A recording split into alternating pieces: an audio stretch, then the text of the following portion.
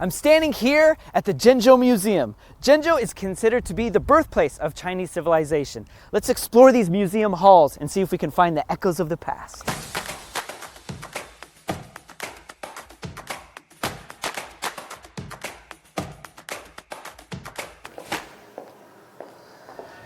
The earliest capital. So Zhengzhou was the ancient capital of China even before Beijing, Luoyang, Xi'an? Absolutely. In the hierarchy of China's histories, Beijing will be considered as the newcomers, while Luoyang and Xi'an boasted their histories as capitals of numerous dynasties. So Zhengzhou was hosting royals before they are. Oh, so Zhengzhou was like this older brother. Bingo! Here we can see the Yugong map of the 9 ancient prefectures, showing the territory of the Xia dynasty. You know, Xia dynasty is the first dynasty in Chinese history. Legend says that Yu, the first empire of the Xia dynasty, cast the Nandi while tripled Kaozhong to represent the 9 prefectures.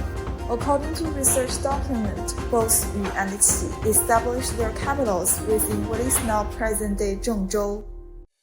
This is some lovely pottery you guys have here. What do these designs represent? This is the painted potteries with white coating, which is very representative of the Yangshao period. You can see different patterns, like geometric patterns and leaf patterns on it. And here are some patterns on the fragments. They are very meaningful. What do they look like to you? Well, that one looks like an eyeball with some really long eyelashes. You have a great imagination, but unfortunately you are wrong. Oh. This one on the right corner, it shows a corona. Okay. And this one on the bottom shows a comet. And this one on the upper right corner shows a moon in different phases. Oh, so the Chinese were studying astronomy 5,000 years ago? Yeah. Now what's this right here? It kind of looks like a phone case, like there's some holes for cameras. You know, at that time, Zhengzhou was already home to the largest iPhone factory. Really? Of course not. It's an axe. It's a stone axe. Oh, it doesn't really look like an axe I've seen before though. Yeah, you know, with the 2 holes, the hand can be held in place, but the wooden head cannot be preserved. The ancient stoneware and pottery in the museum were truly eye-opening. I never realized that the ancient Chinese possessed such ingenuity and a sense of romance.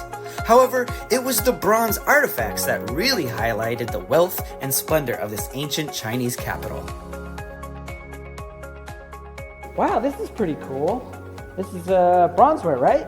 Yeah, you really have a good taste. This is one of the greatest treasures of Zhengzhou Museum. Really? And it's a cooking vessel, right? Yeah, to be precise, it is a ding. A ding. Yeah, naturally, ding was originally used as cooking vessels. In Shang Dynasty, it has become the symbol of royalties and rituals. So it is also a very important evidence that Zhengzhou is the capital of early Shang Dynasty over 3,000 years ago. Okay, I think I get it. So it was reserved for the emperor's use only. Yeah, and upon the closer inspections, you can see this thing is decorated with beast face patterns. It is also known as Tao Tie. Tao Tie. Tao Tie is a mythological creature with only a head. You can see these bulging eyes and the nose in the middle, a symbolizing of emperor's divine power. Wow, it's kind of scary. Right. Hey, I recognize these. These are bells for chiming, right? You're right this time. This is called bianzhong in Chinese. Oh, and these bianzhong, were they also from the Shang dynasty? No, they are from the spring and autumn period, later than the Shang dynasty. And the bianzhong is very important instrument. Can you guess what's the difference between the 2 sides of the bells? Those are big and those are small. Obviously, it's bigger, and originally they were one size. And this one is called the bo bells. It's bigger, so it can play deeper and lower sound. And this one here, they are miu bells. Smaller, but can play clear and sharper. Yeah. I wish I could play them so I could hear how they sound, you know? We have the bells very much like this one, so we can try it later. Do you hear that?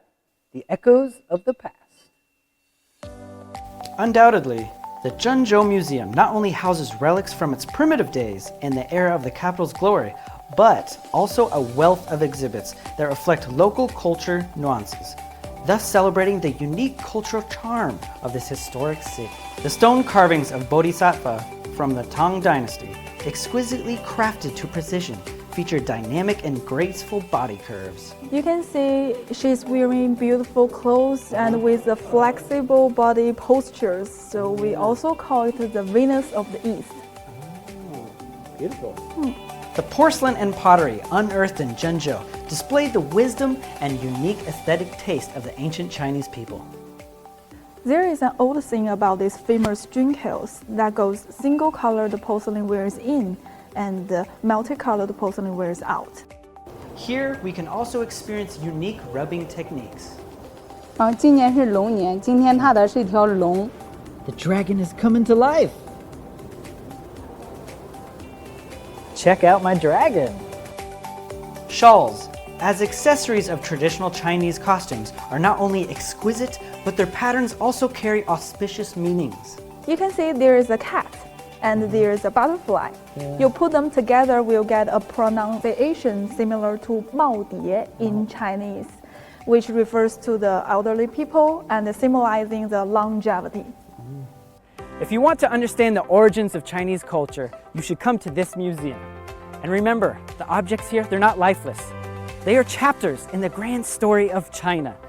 This is Jason at the Zhengzhou Museum, signing off. See you in the next one.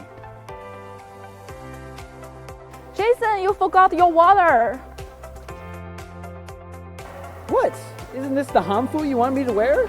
This is female's dress. What? No, that's what was in the dressing room.